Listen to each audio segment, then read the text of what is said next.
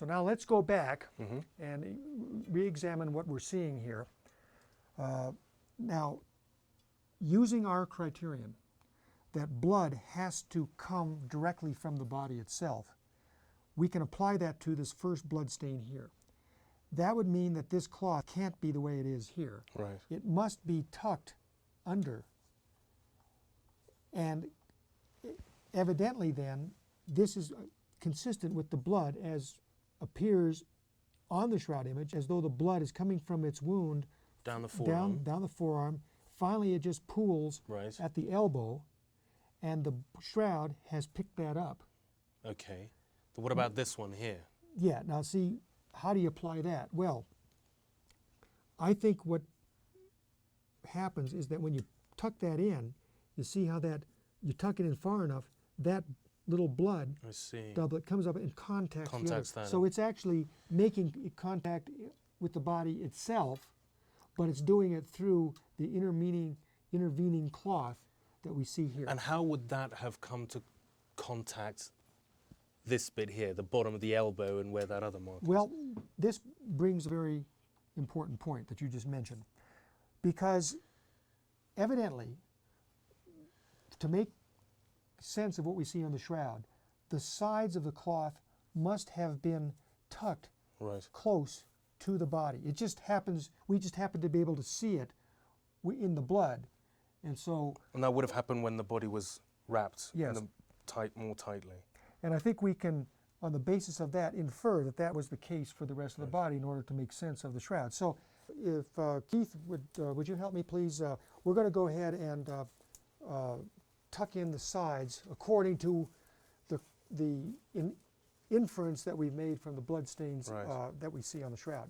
So at the moment, this is how, if we imagine ourselves, X hundred years ago, wrapping a body that had been crucified, this is how the people would have gone about it. Yes. At this point, we need to ask the question is, what is it that's holding the body together that we've already talked about with respect to the image itself, something being holding this body together? Well, there's clearly nothing here to do that we see at this point. So I'd like to venture with you a hypothesis that could explain all this. And to do that, let's look at the shroud.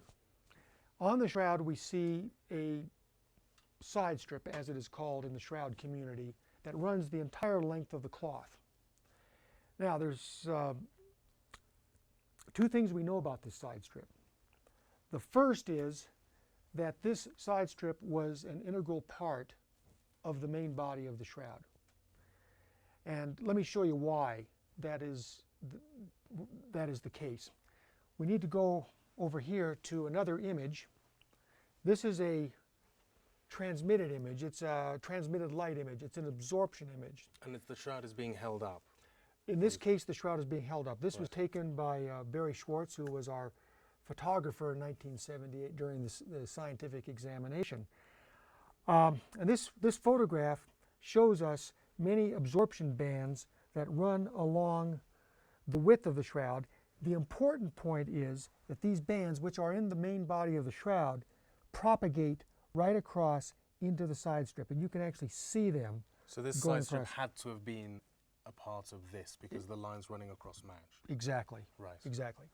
So taking that piece of information, we're going to add to it one other piece, and that is, at the time of the radiocarbon sample taking, this piece of cloth was, when it was removed, actually cut through the seam that's running along that side strip.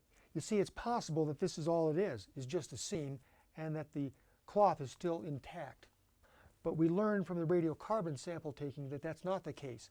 This seam has a structure that shows us that the side strip has been removed and then attached for some reason. Somebody at some point thought after this was attached that it was important enough to put it back onto the main body of the cloth. And that's what they did.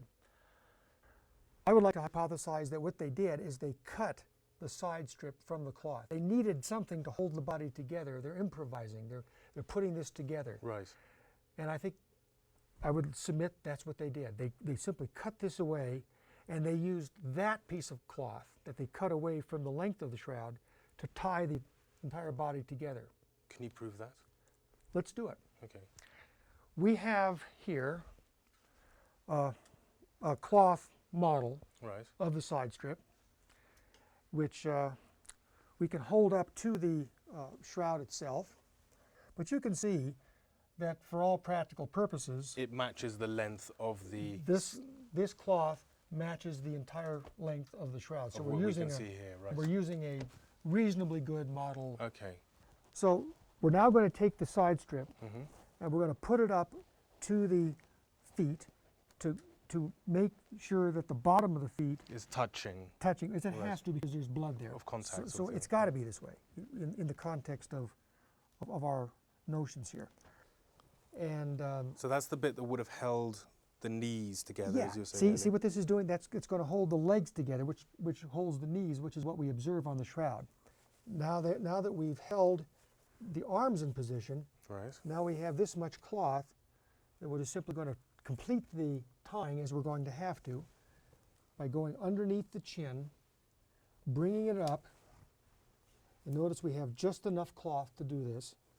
We just simply bring it like so, and we will just complete the tying process with a knot at this location. I see. Okay. And we have a wrapping for that I believe is consistent with all the features of the image on the shroud that we see. So this answers my question about how the cloth is pulled up here. Yes, the reason it's there is because when they tie it, that pulls the cloth up. Right. Of course, that's before the image is formed, Okay. and then the image is formed from that configuration. And the arms are held together and the knees are held together. Correct. And the feet have contact with the bottom and hence the blood mark. And hence the blood mark. And I think that all fits. Also, let me show you another thing. When we look here at the bottom of the chin, notice the disruption that occurs in the cloth. I think that we can see that echoed if we go over here to the negative image. Okay.